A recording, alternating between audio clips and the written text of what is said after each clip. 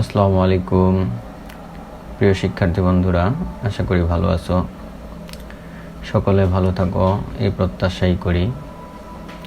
সকলের সুস্থতা কামনা করে আমি মুরাদ হোসেন আজকের আলোচনা শুরু করতে যাচ্ছি। আজকের আলোচ্য বিষয় তৃতীয় শ্রেণীর প্রাথমিক গণিতের পঞ্চম অধ্যায় ভাগ। আলোচনায় আমি মোহাম্মদ মুরাদ হোসেন আছি তোমাদের সাথে। তৃতীয় শ্রেণীর আরও কিছু ভিডিও দেখার জন্য ইউটিউবের সার্চ অপশনে যেয়ে 3ch2 ম্যাথ লিখে সার্চ দিলে দ্বিতীয় অধ্যায় পাবে। তৃতীয় অধ্যায় বিয়োগের জন্য ch3 ম্যাথ লিখে সার্চ দিলে তৃতীয় অধ্যায়ের ভিডিও পাবে। চতুর্থ অধ্যায়ের জন্য ch4 ম্যাথ লিখে সার্চ দিলে চতুর্থ অধ্যায়ের ভিডিওগুলো পাবে। আজকে আলোচনা করব পঞ্চম অধ্যায়। পঞ্চম অধ্যায়ের ভিডিওগুলো যদি ইউটিউব থেকে তোমরা সার্চ করতে চাও তাহলে লিখতে হবে ch5 ম্যাথ, অর্থাৎ প্রথমে ক্লাস লিখবে 3, তারপরে চ্যাপ্টার, তারপরে সাবজেক্ট। তো চ্যাপ্টারটা শুধু চেঞ্জ হবে, 3 এবং ম্যাথ এই দুটো কিন্তু চেঞ্জ হবে না। ব্যবসায়ী শিক্ষার্থীদের জন্য ইউটিউবে আমার বেশ কিছু ভিডিও রয়েছে, আশা করি দেখলে তোমরা অবশ্যই উপকৃত হবে। ইউটিউবে সার্চ অপশনে গিয়ে MURAD24F লিখে সার্চ দিলে আমার ভিডিওগুলো চলে আসবে। তবে এখানে মনে রাখবে যে MURAD24F এর ভিতরে কোথাও কোনো ধরনের স্পেস দেওয়া যাবে না। ভিডিওগুলো দেখার জন্য আমন্ত্রণ রইল।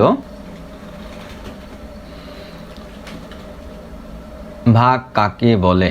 বিয়োগের সংক্ষিপ্ত রূপকে ভাগ বলে। একটি ক্ষুদ্রতম সংখ্যা অপর একটি বৃহত্তম সংখ্যার মধ্যে কতবার আছে তা নির্ণয় করাকে ভাগ বলে। একটি ভাগে কয়টি অংশ থাকে? একটি ভাগে 4টি অংশ থাকে। একটি ভাগে কয়টি অংশ থাকে? 4টি অংশ থাকে। ভাজক, ভাজ্য, ভাগফল, ভাগশেষ। আমরা ভাগের রূপে যদি দেখি 4টা অংশ কি কি? ভাজক, ভাজ্য, ভাগফল, ভাগশেষ।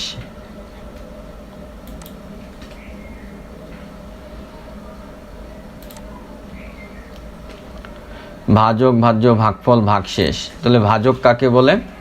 যে সংখ্যা দ্বারা ভাগ করা হয় তাকে ভাজক বলে। ভাজ্য কাকে বলে?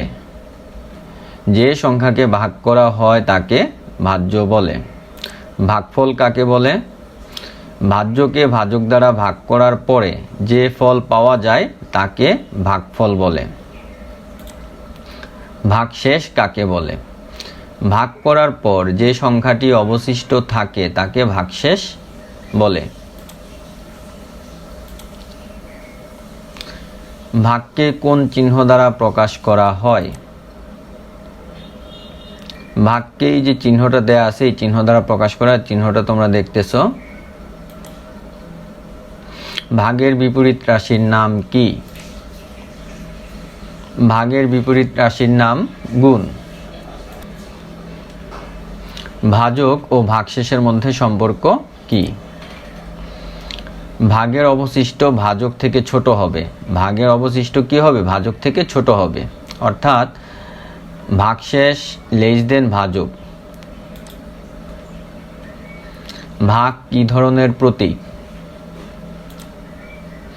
ভাগ হলো প্রক্রিয়া প্রতীক। ভাগ কত প্রকার? ভাগ 2 প্রকার, পরিমাপে ভাগ, বন্টনে ভাগ। ভাগশেষ কত হলে নিঃশেষে বিভাজ্য হয়?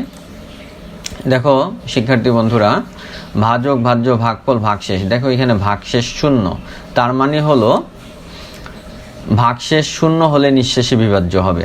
অর্থাৎ নিঃশেষে বিভাজ্য বলতে আমাদের হাতে কোনো কিছু অবশিষ্ট থাকবে না।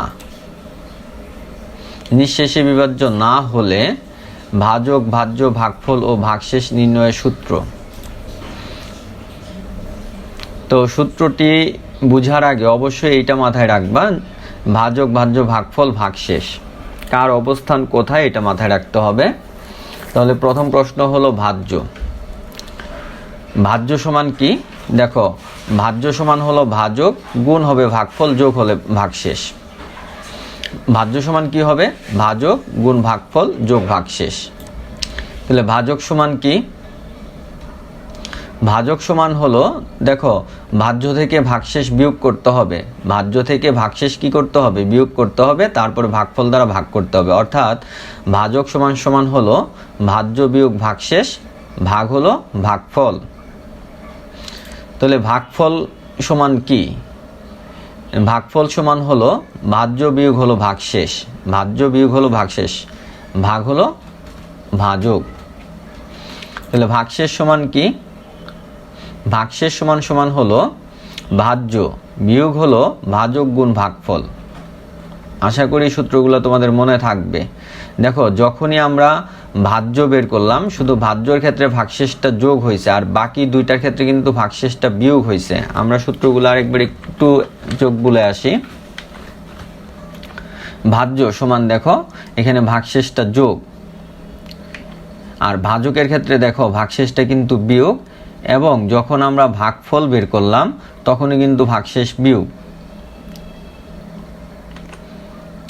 নিঃশেষে বিভাজ্য হলে ভাজক ভাজ্য ভাগফল নির্ণয়ের সূত্র।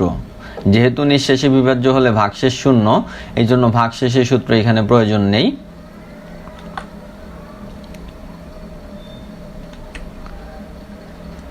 নিঃশেষে বিভাজ্য হলে ভাগশেষ শূন্য, ভাজক ভাজ্য ভাগফল আর ভাগশেষ হলো শূন্য। তাহলে ভাজ্য সমান কি? ভাজক গুণ হলো ভাগফল, এখানে কিন্তু ভাগশেষ নাই। তাহলে ভাজক সমান কি হবে? ভাজক সমান সমান হলো ভাজ্য ভাগ হলো ভাগফল। ভাগফল সমান কি হবে? ভাজ্য ভাগ হলো ভাজক। প্রিয় শিক্ষার্থী বন্ধুরা, একটু খেয়াল রাখবে, আগে যেই সূত্রগুলো দেখলাম যে নিঃশেষে বিভাজ্য না হলে সূত্রটা কি হবে, সেই ক্ষেত্রে শুধু ভাগশেষ শূন্য করে দিলে আমাদের এখন যেই সূত্রটা আলোচনা করলাম সেই সূত্রটা চলে আসবে। তো আলাদা করে টেনশন নেওয়ার কোনো দরকার নাই যে আমার এতগুলো সূত্র শিখতে হবে। নিঃশেষে বিভাজ্য না হলে যে সূত্রটা আছে সেখান থেকে ভাগশেষটা শুধু বাদ দিয়ে দিবা, তাহলেই সূত্রটা চলে আসবে। তোমাদের পাঠ্য বই থেকে একটা উদাহরণ আমরা একটু আলোচনা করব। মিনার 15টি আপেল আছে, সে 15টি আপেল তার 3 বন্ধুকে সমানভাবে বিতরণ করে। বন্ধুরা প্রত্যেকে কয়টি করে আপেল পায়? আপেল আছে কয়টি? 15টি। কতজন পায়? 3 জন। তাহলে চলো আমরা এটার ভিতরে কিছু আপেল নেই, 15টা আপেল। আমরা 15টা আপেল নিলাম, কয়জন বন্ধুকে ভাগ করে দিতে হবে? 3 জন বন্ধুকে। তাহলে একটি একটি করে আমরা আপেল দিয়ে যাই। প্রথম বন্ধু একটি, দ্বিতীয় বন্ধু একটি, এরপরে তৃতীয় বন্ধু একটি, তারপরে আবার প্রথম বন্ধুকে একটি দিলাম, দ্বিতীয় বন্ধুকেও একটি দিলাম, তৃতীয় বন্ধুকে একটি দিলাম, এরপরে আবার প্রথম বন্ধুর কাছে একটি, দ্বিতীয় বন্ধুর কাছে একটি, তৃতীয় বন্ধুর কাছে একটি। এরপর আবার আমরা প্রথম বন্ধুর কাছে চলে যাব, একটি, দ্বিতীয় বন্ধু একটি, তৃতীয় বন্ধু একটি।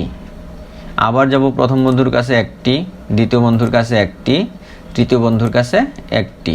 তো আমাদের দেখো 15টা আপেল কিন্তু শেষ। তাহলে প্রত্যেক বন্ধু কয়টা করে পেল? প্রথম বন্ধু কয়টা পেল? 1 2 3 4 5। দ্বিতীয় বন্ধু কয়টা পেল? 1 2 3 4 5। তৃতীয় বন্ধু কয়টা পেল? 1 2 3 4 5। অর্থাৎ প্রত্যেক বন্ধু 5টি করে আপেল পেল। আশা করি বুঝতে পেরেছো। রেজার 15টি আপেল আছে এবং সেগুলো বিতরণ করায় তার বন্ধুরা প্রত্যেকে 3টি করে আপেল পায়। তার কতজন বন্ধু আপেল পায়? তাহলে আমরা আগের মতো 15টা আপেল নিয়ে নেই। এটার ভিতরে আমরা 15টা আপেল এখন নিব।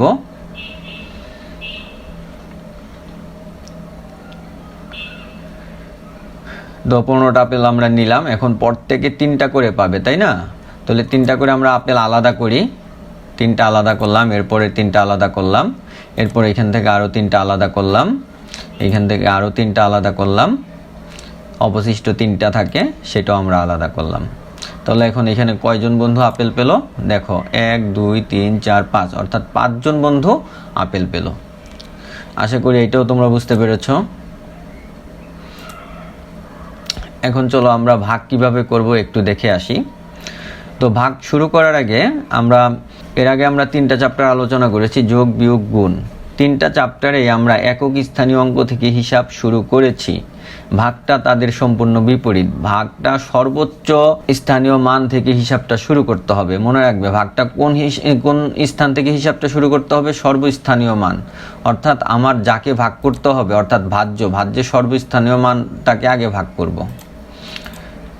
তাহলে এখানে 649কে 5 দ্বারা যদি ভাগ করি, তাহলে প্রথমে একক স্থানীয় অঙ্ক 6, 5 দিয়ে 6কে ভাগ করব। যেহেতু 6 বড় সেহেতু 5 6-এর ভিতরে যাবে। কতবার যাবে? একবার। গিয়ে 5 আর 1 গুণ করলে হয় 5। এখন 6 থেকে 5 বিয়োগ করলে থাকে 1। এখন এই 4 নিচে নেমে আসবে। 4 নিচে নেমে আসলে হয় 14। 5 থেকে 14 বড়, এই জন্য ভাগ করা যাবে। কতবার যাবে? 2 বার। তাহলে 5 আর 2 গুণ করলে হয় 10। 5 দুগুণে 10। এরপরে বিয়োগ করলে থাকে এখানে 4। আবার এই 9টাকে নিচে আমার নামায় নিয়ে আসতে হবে। 9 নিচে চলে আসলো, এতে হয়ে গেল 49। 5 49-এর মধ্যে কতবার যায়? 9 বার। 5 নং 45। তাহলে এখন বিয়োগ করলে থাকে কত? 4। অর্থাৎ ভাগফল 129, ভাগশেষ হলো 4।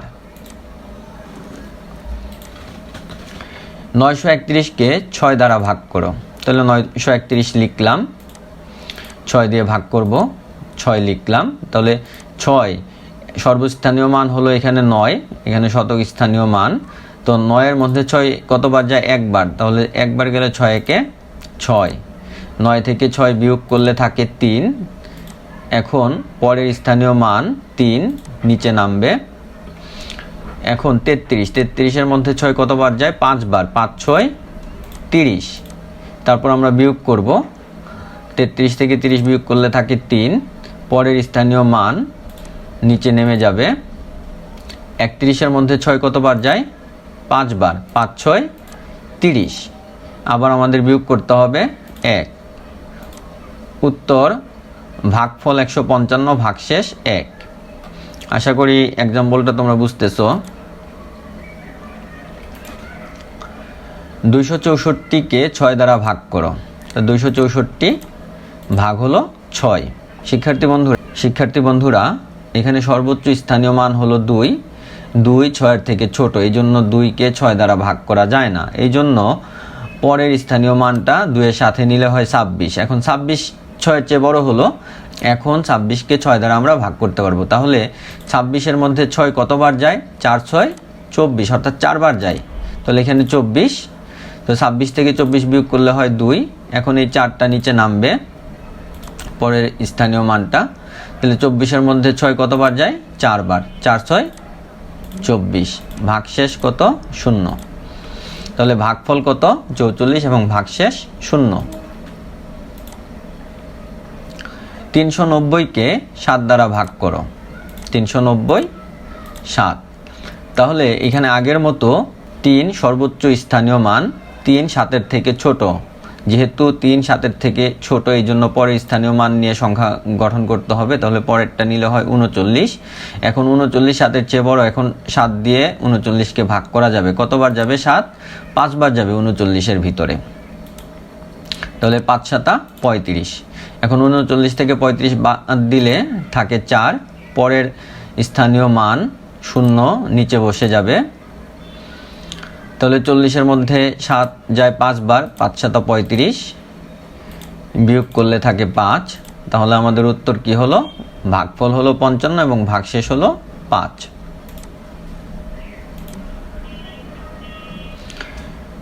489কে 8 দ্বারা ভাগ করো।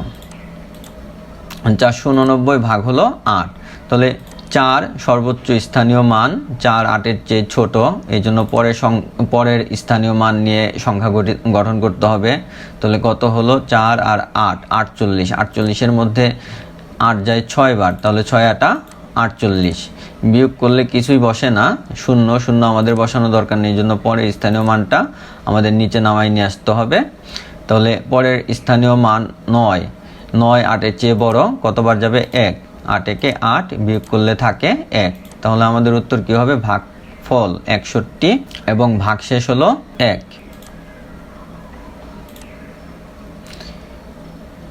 3497কে 5 দ্বারা ভাগ করো। 3497 ভাগ হলো 5। 3 সর্বোচ্চ স্থানীয় মান, 3 5-এর চেয়ে ছোট, যেহেতু 3 5-এর চেয়ে ছোট এই জন্য পরের স্থানীয় মান অর্থাৎ 4কে নিয়ে সংখ্যা গঠন করলে হয় 34। এখন 34 5-এর চেয়ে বড়, এখন ভাগ করা যাবে। তো 34-এর মধ্যে 5 যায় 6 বার, 5 6 30। এখন 34 থেকে 30 বাদ দিব আমরা, 4। এখন পরের স্থানীয় মান অর্থাৎ 9 নিচে নামায় নিয়ে আসতে হবে, 49। 49-এর মধ্যে 5 যায় 9 বার, 5 নং 45। 49 থেকে 45 বিয়োগ করলে হয় 4। পরের স্থানীয় মান অর্থাৎ 7 আমার নিচে নামায় নিয়ে আসতে হবে, তাহলে কত হলো 47। তাহলে 47-এর মধ্যে 5 যায় 9 বার, 5 নং 45। 47 থেকে 45 বিয়োগ করলে থাকে 2। তাহলে আমাদের উত্তর হবে, ভাগফল হলো 699 এবং ভাগশেষ হলো 2। এটাই ছিল আমাদের আজকে সর্বশেষ সমস্যা। আশা করি সকলেই বুঝতে পারছো। এ পর্যায়ে তোমাদের জন্য রয়েছে হোমওয়ার্ক। চলো দেখি তোমাদের জন্য কি হোমওয়ার্ক রয়েছে। প্রথমে রয়েছে গুণের নামতা প্রতিদিন বাসায় পড়বে। আমার ভিডিওগুলো যদি দেখো যে পাশে কিন্তু লেখা আছে গণিতে ভালো করার জন্য প্রতিদিন অবশ্যই পড়তে হবে নামতা। তার মানে কি, প্রতিদিন বেশি বেশি বাসায় নামতা পড়বে। গুণের নামতা 1 থেকে 10 পর্যন্ত পড়বে ভালো করে। সাধারণ যোগ, বিয়োগ, গুণ এবং ভাগ ন্যূনতম 5টি করে করবে। এবং কোনো সমস্যা যদি হয় আমাকে অবশ্যই কমেন্টে জানাবে, আমি সেই সমস্যাটা নিয়ে আলোচনা করব। আগামী 2টা ক্লাসে জ্যামিতি নিয়ে আলোচনা করব। এর পরবর্তীতে আমি চলে যাব তোমাদের সাথে ডাকের অঙ্ক নিয়ে আলোচনা করার জন্য। তো ততদিন পর্যন্ত ভালো থাকো। আর আবারও বলি, যারা হোমওয়ার্ক করবে অবশ্যই কমেন্টে জানাবে। মহান আল্লাহ সবাইকে ভালো রাখুন, সুস্থ রাখুন। আমিন। আল্লাহ হাফেজ।